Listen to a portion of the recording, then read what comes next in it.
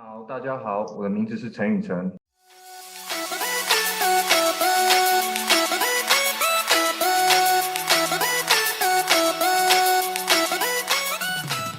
Hola amigos, bienvenidos a otro episodio de Freelance. Aquí tenemos a un invitado especial, el cual lo nominaron en el episodio anterior.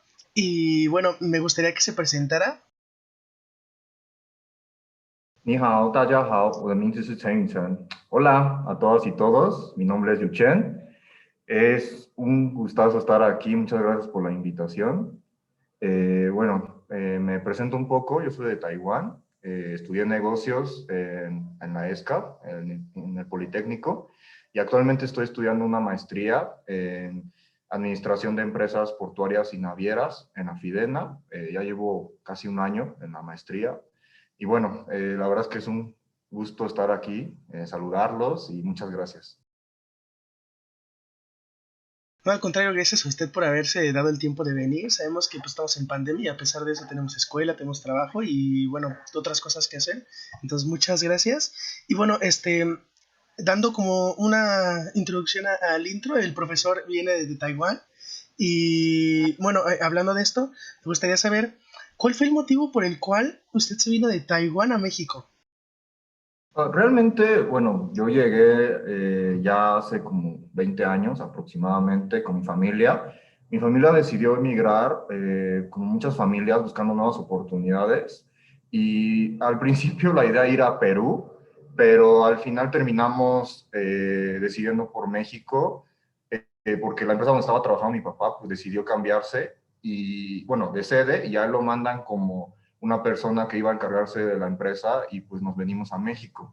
Y durante ese lapso tuvimos muchas oportunidades, a lo mejor de regresarnos, pero la verdad es que nos enamoramos de este país. Entre tantas cosas, creemos que México, pues nos recibió con los brazos abiertos. Tuvimos muchos obstáculos, pero realmente nos abrieron los brazos y pues decidimos quedarnos y hacer nuestras vidas aquí. Entonces, mis padres viven aquí, ellos ya, bueno, ya se dedican a sus actividades y bueno, nos quedamos aquí. Y bueno, realmente estamos muy agradecidos con México.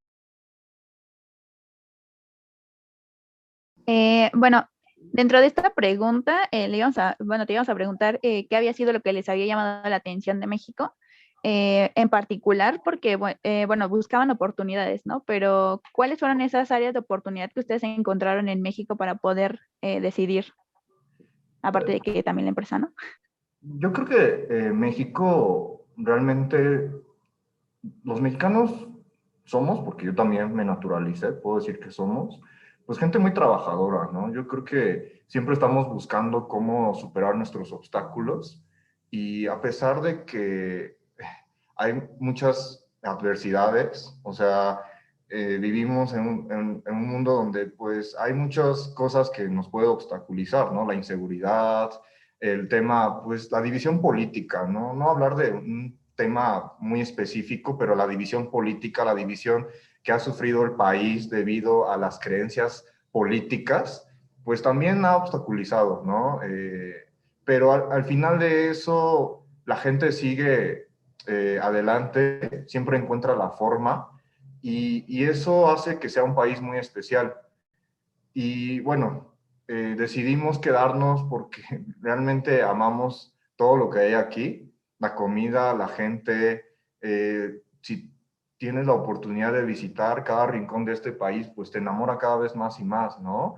Tan simple como las playas, los pueblitos, etcétera, pues te hace quedarte. O sea, muchos, no solo yo, muchos extranjeros, muchas personas que tienen la oportunidad de venir, pues deciden quedarse, deciden realizar su vida aquí y eso es como la magia que tiene México, incluyendo las personas, las mexicanas, los mexicanos, ¿no? O sea, encuentras todo, de todo aquí y eso es la magia que tiene este país. Y sí, tocando este tema de las personas, por ejemplo, ¿qué es en general, qué es lo que más le gusta de las personas mexicanas? Las personas mexicanas, yo siento que son muy cálidas, que tú puedes ir en el transporte público y hacerte el mejor amigo de alguien, literal. O sea, desde que pásale uno aquí a la ESCA, ¿no? O sea, desde que pasas el cambio en la combi, pues tú puedes hacerte amigos, ¿no? De cualquier persona. En la fila esperando la tortilla, tú puedes hacerte amigo de alguien inesperadamente. Eso es la magia de los mexicanos, ¿no? No, de las mexicanas y mexicanos, porque siempre van a tenerte los brazos abiertos. Entonces yo siempre he dicho que siempre va a ser más los mexicanos buenos que los que no lo son. Y eso es increíble. Puedes hacer amistad, puedes entablar, tú puedes llegar a cualquier lugar y sabes que siempre vas a tener el apoyo de un mexicano. Y me tocó justamente en el temblor, ¿no? De septiembre, ya de hace 3 años, ya casi 4. Y yo tuve la oportunidad de ir a ayudar justamente al sur, donde fue lo de Tasqueña, donde se derrumbaron las unidades habitacionales. Y te das cuenta, ¿no? De cómo es el corazón de los mexicanos. Íbamos en el carro y la gente iba gritándote, ya comiste, y te aventaban tortas, aventaban agua, aventaban así cosas, ¿no? Mientras tú ibas a ayudar. Y tú solo tenías que decir, nos falta tal cosa, y la gente te lo hacía llegar, escaleras, generador eléctrico, no sé, palas, cualquier cosa que tú necesitabas, a focos, porque ya era de noche, necesitabas focos, y a los 5 minutos tenías tus focos ahí. Entonces, eso yo creo que es lo más increíble que puedes encontrarte. Esto que mencionas es como muy general, que he visto que muchas personas tienen de México, que somos más cálidos, igual en las clases siempre lo mencionan, ¿no? Siempre han dicho que los mexicanos tenemos como este carácter o ese humor para tratar a la gente y recibirla pues de la mejor manera, porque también esperamos que la gente sea así con nosotros, ¿no?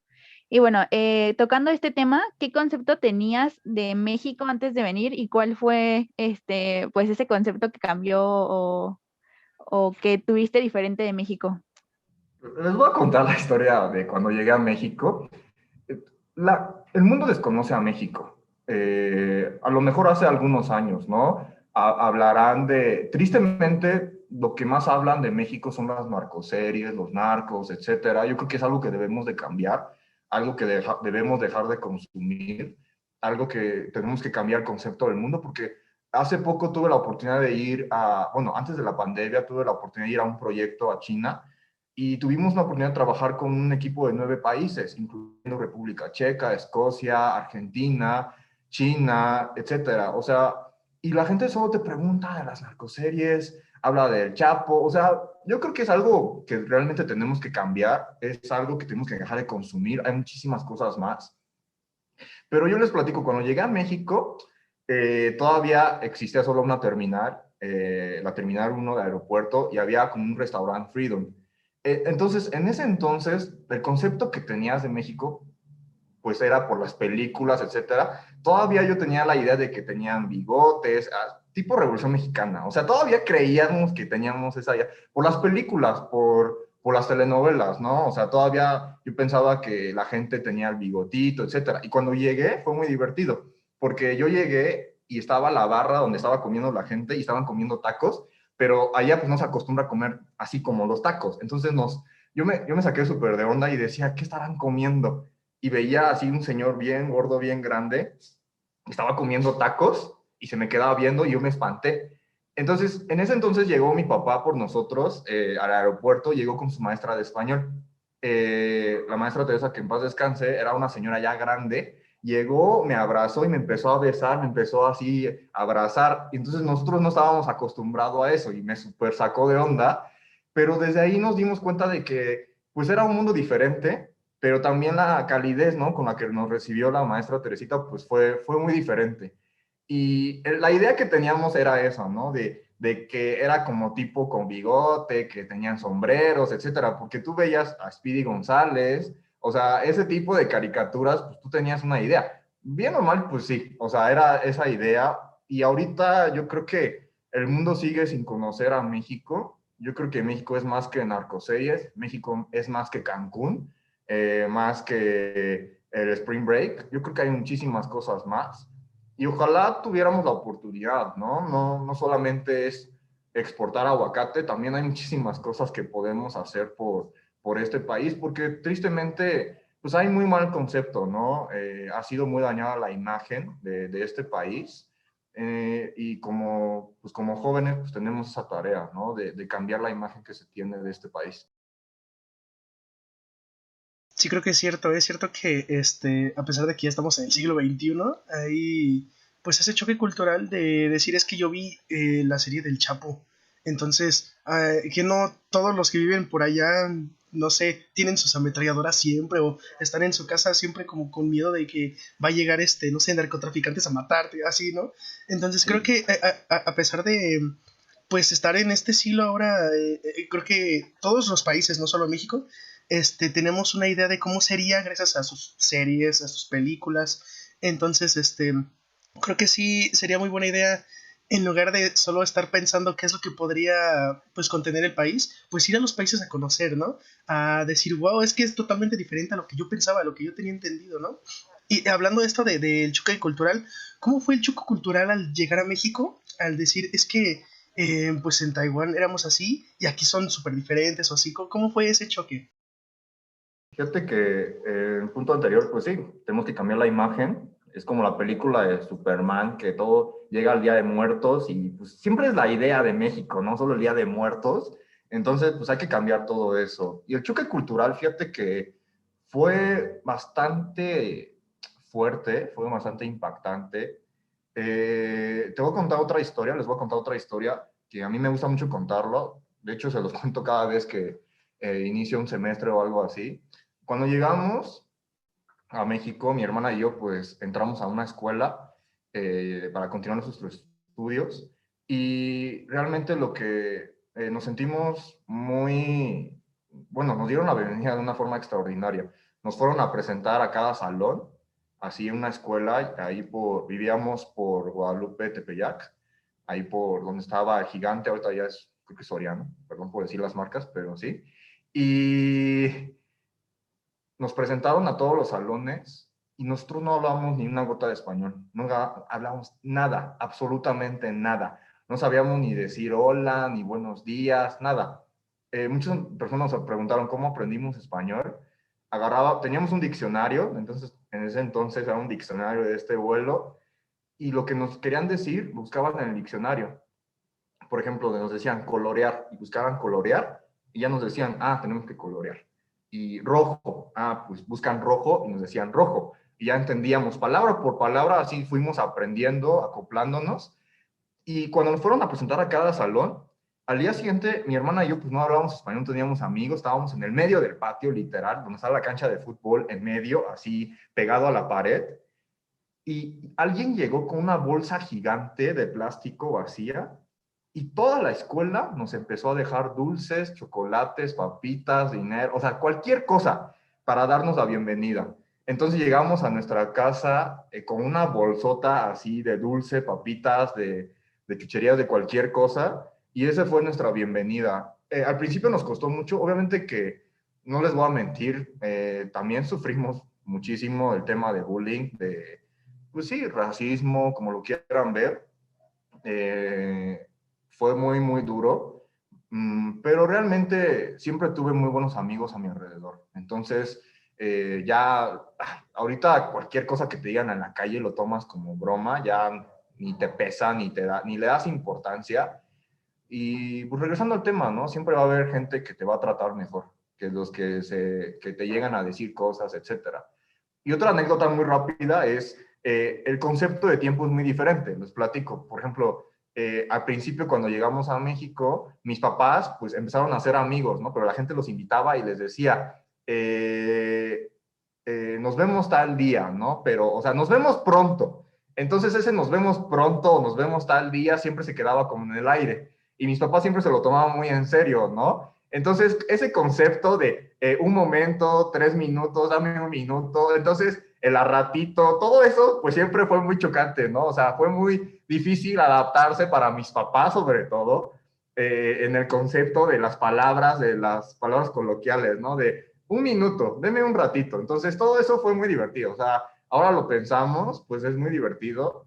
Y pues ya, o sea, ese fue los principales choques, ¿no? Culturales que tuvimos al principio cuando llegamos.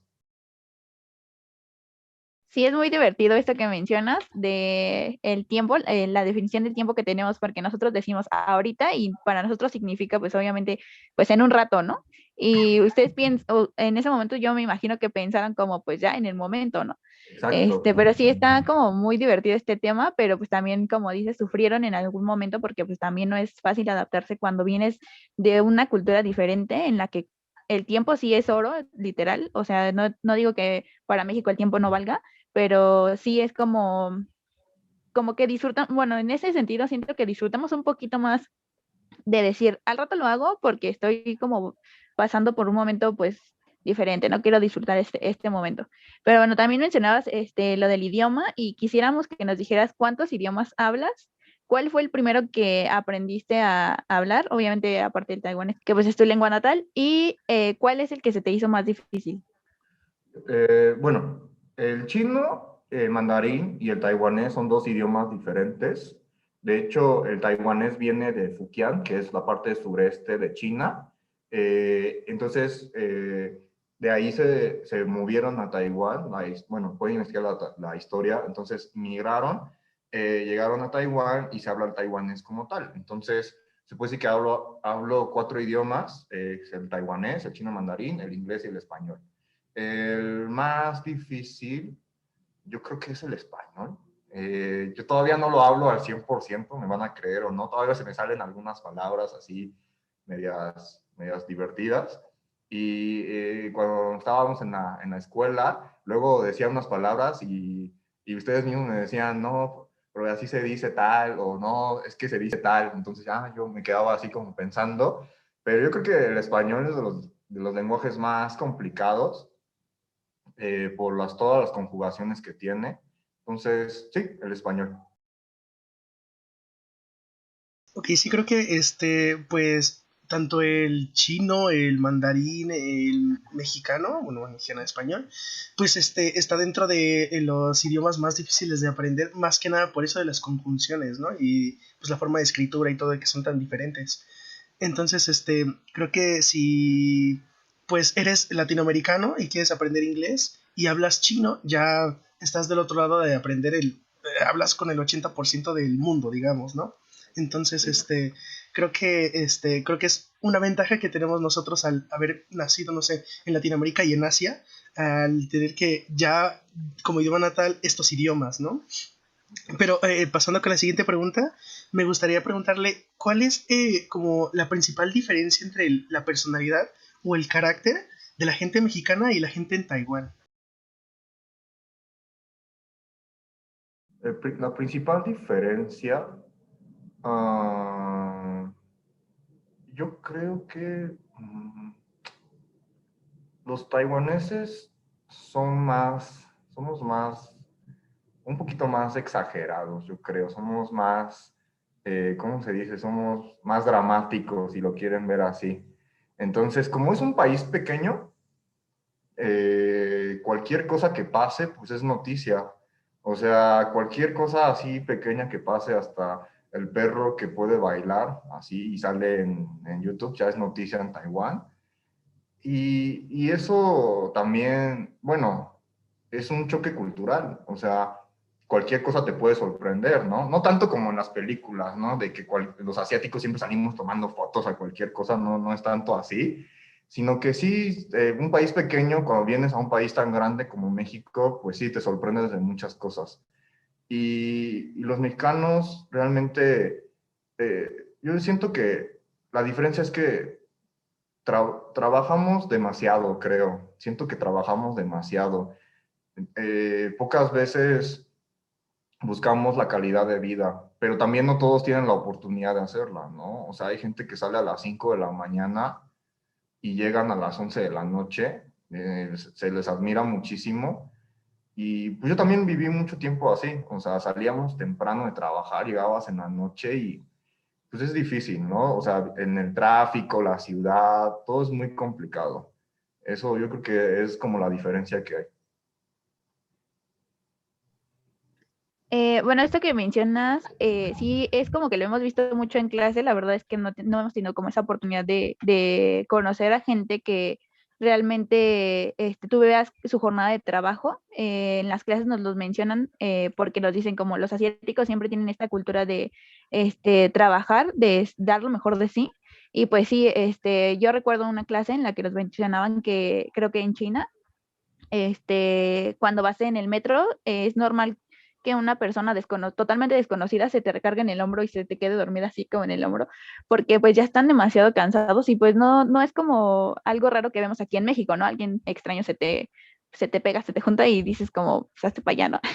Pero, Sí.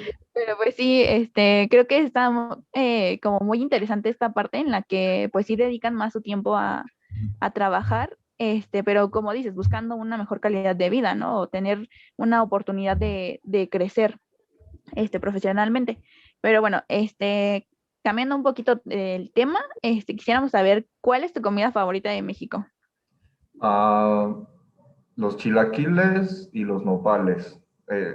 Y la anécdota rápida es que una vez invitamos a amigos de Perú que vinieron de Perú y les dimos nopales a probar y se sorprendieron. O sea, siendo latinos, ¿no? O sea, eso es muy divertido. Siendo latinos, no les gustó, dijeron es que está muy babosa, pero bueno, los nopales son de los más deliciosos, los chilaquiles es por default, entonces las enchiladas también, las enmoladas, y creo que ya, esos son los favoritos, siempre.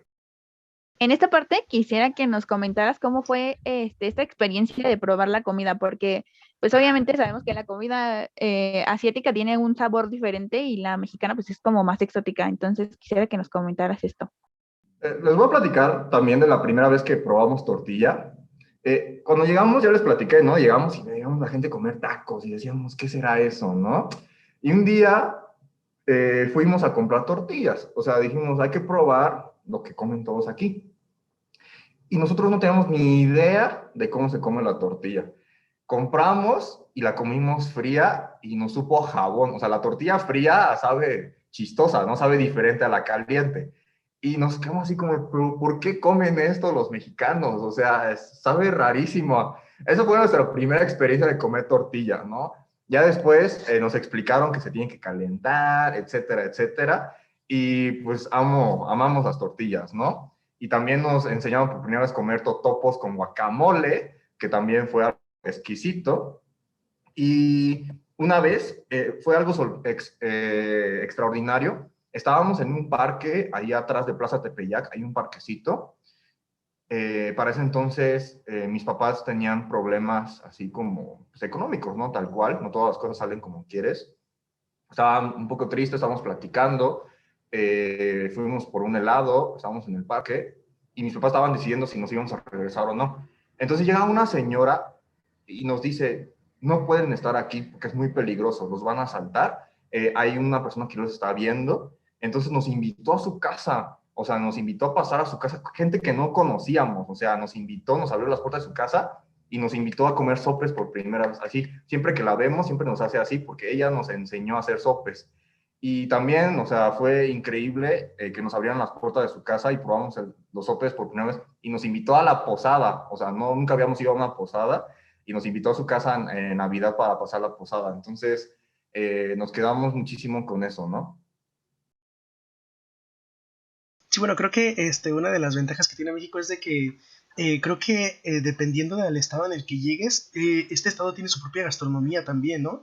Entonces, por ejemplo, muchos dicen, no, es que la birria no es lo mismo aquí en la Ciudad de México, en el Estado de México, que en Guadalajara, que, por ejemplo, los mariscos de Veracruz. Entonces, creo que también cada estado dentro del país tiene su propia forma de hacer la comida y es un plus el decir, no, pues es que al lugar en el que llegué, comí esto y fui al otro lado y sabía totalmente diferente, ¿no? O hasta la forma de preparación es diferente. Y bueno, hablando de esto de los estados, me gustaría saber si ha tenido la oportunidad de viajar por pues, el país y cuál ha sido el lugar que más le ha gustado o le ha creado más impacto al llegar ahí. Sí, la verdad es que he tenido mucha oportunidad de viajar por trabajo y por placer. Quitemos Cancún porque ya es por default un lugar muy bonito, o sea, eso ya a todo el mundo le gusta. Eh, Me gusta mucho Ensenada, por ejemplo, ahí en Baja California, cerca de Tijuana. Creo que es de los lugares más bonitos, más sorprendentes, con la comida más exquisita. Me gusta mucho Puerto Escondido. Realmente es un lugar hermoso ver el atardecer ahí. También me gusta mucho. ¿Qué otros lugares me gustan mucho? Aguascalientes también me gustó mucho. Tuve la oportunidad de ir a una feria de San Marcos. La verdad es que es un evento increíble. Ah, ah, Me gustó muchísimo ahí. Y bueno, entre los lugares más bonitos también está Tepoztlán. Siento que está cerca, siempre he tenido la oportunidad de ir y ya. Pero mi favorito, yo creo que es Ensenada. Ensenada es increíble. Y tienes la ruta de vino, tienes así diversidad de comida. Hay muchísimos lugares a donde ir. Si tienen la oportunidad, se los recomiendo muchísimo. Vuelan a Tijuana, toman un camión y llegan a Ensenada y ahí hay muchos lugares, hay muchas cosas que hacer. Qué bonito. Yo pensé que ibas a decir el Estado de México, pero no. No, vivimos en el Estado de México, pero bueno, vaya en el Estado de México también.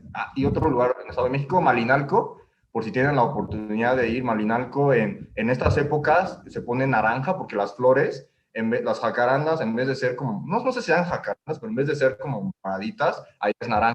Entonces también es muy bonito, hablando del Estado de México. Ok, ok. Bueno, ¿ya vieron? Sí tenemos algo bonito, ¿ya vieron? Es algo bonito. Sí. No, pues qué bueno que hayas tenido como esta oportunidad de viajar, ya sea por trabajo, como dices, o por placer, ¿no? Es mucho más gratificante hacerlo por placer, pero pues también por trabajo, ¿no? Claro.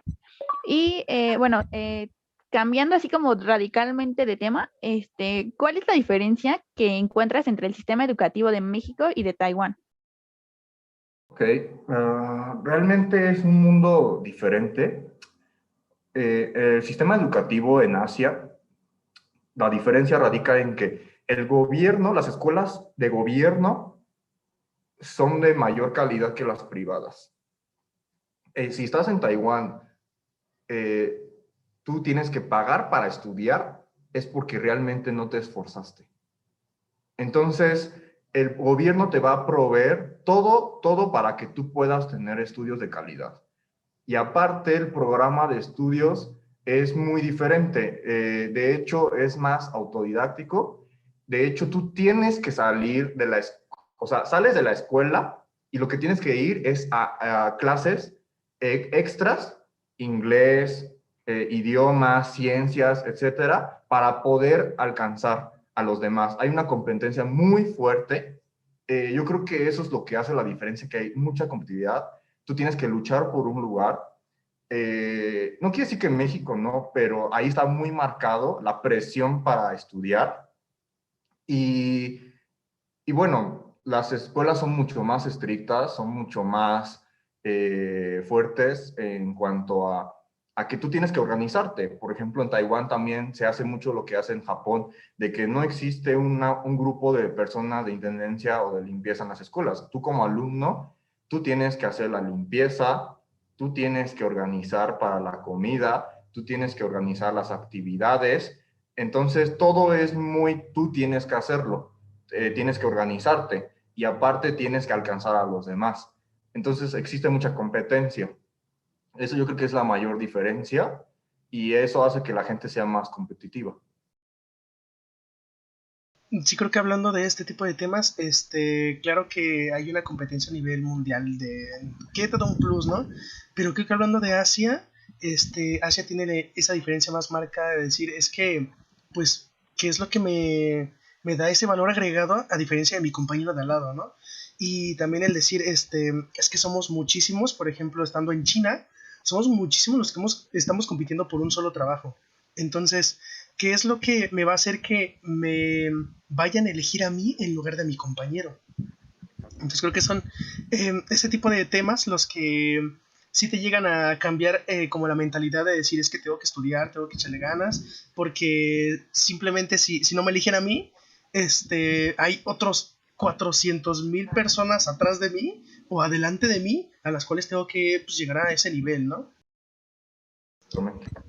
De hecho, como lo mencionas, está como muy raro que, por ejemplo, en Taiwán, bueno, como lo mencionas en Asia, sí se preocupa el gobierno por darle esa calidad de educación a la gente, porque pues los quiere preparar exactamente pues para el desarrollo del país, ¿no? Y aquí en México, bueno, no es como que no nos preparen para exactamente pues, el desarrollo del país, pero sí se ve la diferencia entre una escuela privada que te ofrece como mejor educación o como que te tienen un poco más de atención respecto a pues a las escuelas públicas.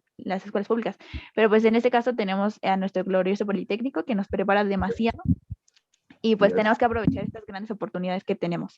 Y bueno, como última pregunta, quisiera que nos dijeras por qué decidiste ser profesor de nuestra adorada ESCA. Que les voy a platicar. Yo la verdad es que no soy tan bueno para estudiar. Mi papá me había dicho, o te quedas en una escuela o te pones a trabajar, ¿no? Y, y yo hice el examen, no podía creer que me haya quedado. Mis papás compraron pizza ese día y celebramos y dijeron, qué bueno que te quedaste. Yo les puedo decir que lo que tengo ahorita, gran parte, si no es que casi todo, se lo debo a la ESCA, al Politécnico.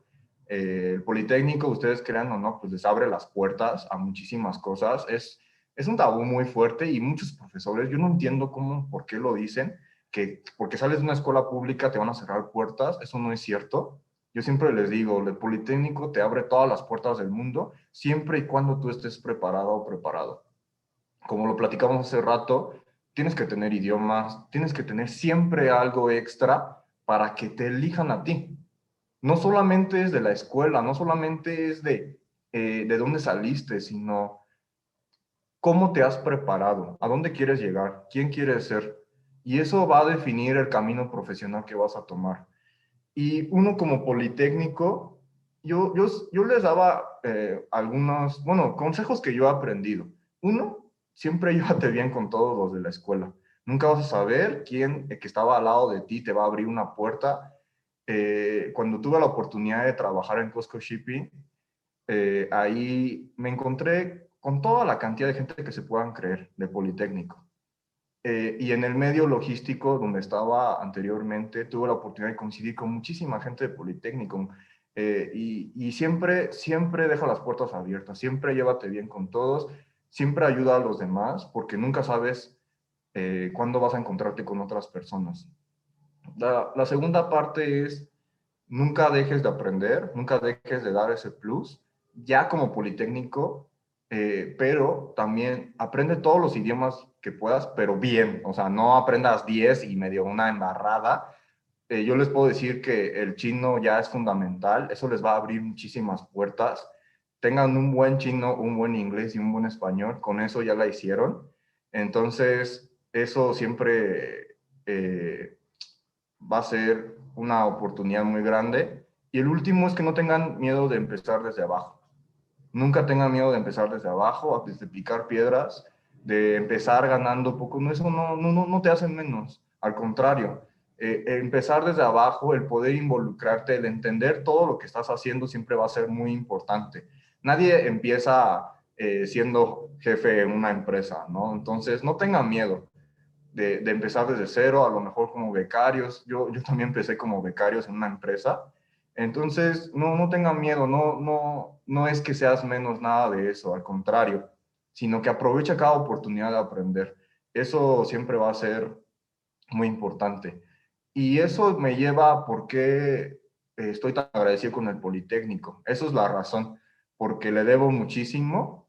Realmente como profesor, pues no puedes vivir solamente de ser profesor, esa es la verdad, pero siempre lo quise hacer. Yo tuve muchos profesores muy buenos, la verdad, y dije, cuando estaba estudiando, dije, un día voy a hacer lo mismo, un día voy a regresar y un día voy a tratar de compartir lo poquito que sé con las personas que vienen, con los jóvenes, y voy a tratar de darles una idea de lo que yo viví. Esa es la razón, porque quiero agradecer, porque quiero retribuir y quiero cambiar El chip, porque muchos profesores, yo no, sigo sin entender, que nos quieren meter el chip de que tú, cuando salgas, por ser del poli, nadie te va a abrir las puertas, etcétera. No, no es cierto. Eso tienen que quitárselo de la cabeza. La puerta siempre va a estar abierta, siempre y cuando nosotros estemos listos para eso. Sí, creo que es algo que tiene el Politécnico, que la verdad es de que tiene, una vez que te quedas en esas escuelas, tiene muchísimas facilidades. Hay tanto idiomas como actividades extracurriculares, que más allá de decir, ah, no, pues es que tengo que pagar, por ejemplo, un curso de música, tengo que pagar un curso de inglés, el estar en el Politécnico te hace muchísimos descuentos, muchísimas facilidades.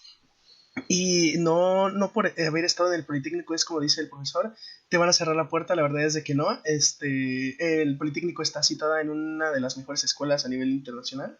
Entonces, la verdad es de que sí es como un plus el haber estado en el Politécnico. Y la verdad agradezco muchísimo de que quiera a cambiar ese chip, porque es cierto, muchos tienen esa idea de, es que no sé si elegir una Politécnico o irme a una privada, porque hablando de escuelas públicas, no creo que me abran las puertas una vez estando, teniendo mi título o haber egresado de ahí, ¿no? Creo que también depende muchísimo de ti, como lo dice el profesor, qué tanto te preparaste, qué tanto estás como, pues, pues sí, a nivel académico para la vida, ¿no? Entonces, creo que es cierto, sí recae mucho en decir, el estar en el Politécnico es un peso algo fuerte, porque sí, sí debes de dar la talla.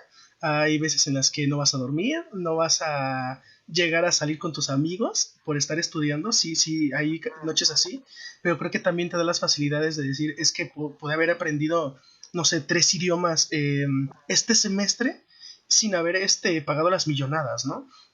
Que pues en otras escuelas claramente las pagarías, porque tú ves los precios que hay en el Politécnico y los precios que hay afuera y son súper ridículos, ¿no? O sea, tienen muchísima diferencia. Entonces, sí, amigos, aprovechen muchísimo la estancia en el Politécnico, no solo estén por estar, la verdad hay que apreciar muchísimo y hoy, por ejemplo, que es este viernes 21 de mayo, hoy es el día del Ya de Politécnico. Politécnico. Entonces, de parte del equipo de Freelance, les damos los agradecimientos por haber visto este episodio. Muchísimas gracias al profesor Yu Chen. Y bueno, también me gustaría que le diera unas palabras a nuestro público, ya sea hablando académicamente, socialmente, lo que usted quiera. Aparte, también me gustaría que usted diera la promoción al libro que acaba de sacar, para que pues nuestros amigos los puedan leer. Y bueno, le dejo los micrófonos, profesor. Pues agradecer nuevamente a Freelance por la invitación. Ha sido una experiencia muy grata de poder platicar con ustedes de la experiencia. Agradecer al Politécnico. Feliz día del Politécnico, por cierto. Orgullosamente somos politécnicos. Y bueno, como tú lo platicabas, ¿no? A veces tenemos que sacrificar para lograr más. A veces tenemos que empezar desde abajo. A lo mejor, como tú dices, ¿no? Sacrificamos unas noches en el Shine, pero pues podemos alcanzar muchísimas cosas más. Eh, el consejo que les doy es, siempre cuando vayan a tomar una decisión, recuerden que son politécnicos. Así de simple. Y pónganlo muy en alto.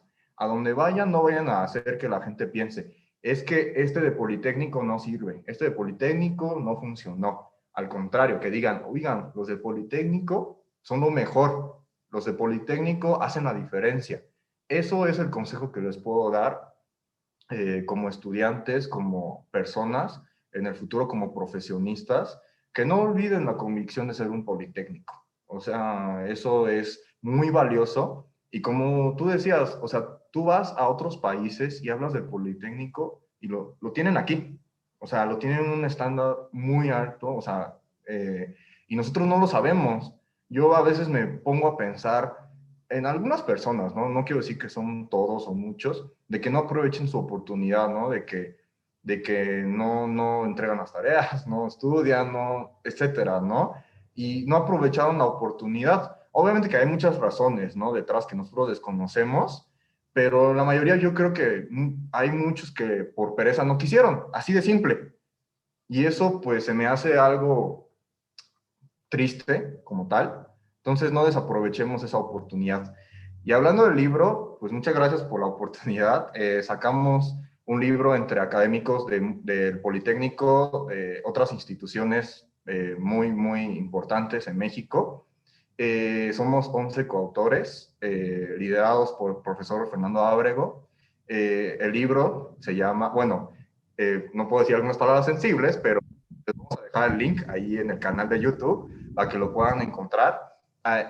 Son los retos de México después de la pandemia con el resto del mundo. Van a encontrar un análisis increíble, político, social, económicamente hablando, con todos los bloques regionales en el mundo. Y bueno, el análisis viene de gente muy capacitada. La verdad, tuve el honor de compartir este libro con personas increíbles. Muchos de ustedes ya lo conocen como profesor Cuitláhuac, profesor Ábrego, el profesor Alfredo Alvarado, está Georgina Almaraz, está Alfonso de la O, que también muchos lo ubican, y también Berta Banuet, que, bueno, vienen de diferentes partes del mundo. Por ejemplo, Grecia estuvo en África, estuvo en Etiopía, Berta ahorita está en China, etcétera. O sea, son gente que pues ha recorrido el mundo, conoce la forma. También está Belén.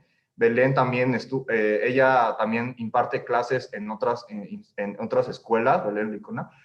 La verdad es que increíble las personas que han participado, y podrán encontrar qué pensamos que va a pasar con México después de la pandemia.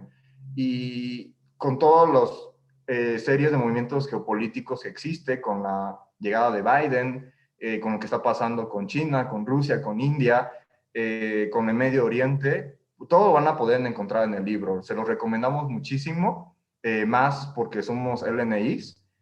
No puedes perderte la oportunidad de leer este libro. Lo pueden encontrar en Amazon.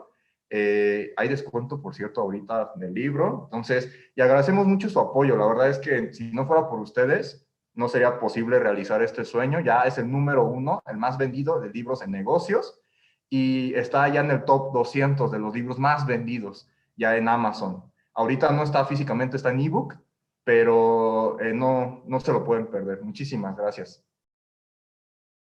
No, muchísimas gracias a usted que se dio el tiempo de poder venir aquí a nuestro espacio.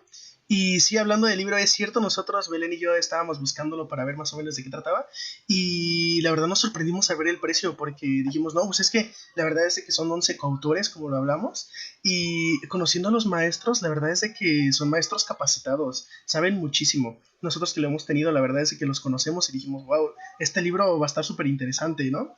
Y al ver el precio dijimos, wow, la neta es de que sí es muy accesible, ¿no? Y bueno, hablando de dónde lo podrían comprar, vamos a dejar el link aquí en la descripción. Lo pueden comprar en Amazon, ahí lo pueden encontrar.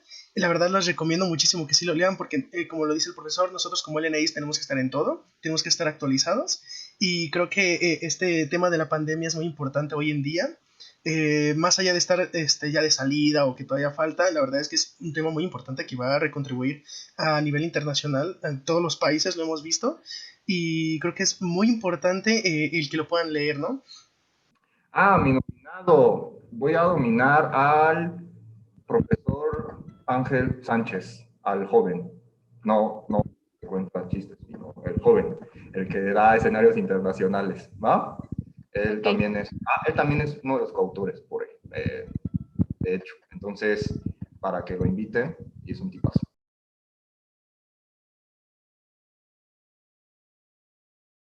Ok, entonces aquí estaremos tratando de contactar al profesor, y lo invitaremos aquí a nuestro espacio. De nuevo, muchísimas gracias por haber estado aquí.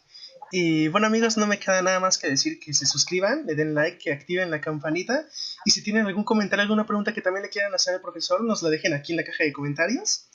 Y bueno, amigos, nos vemos. Gracias. Your weakness, pass it.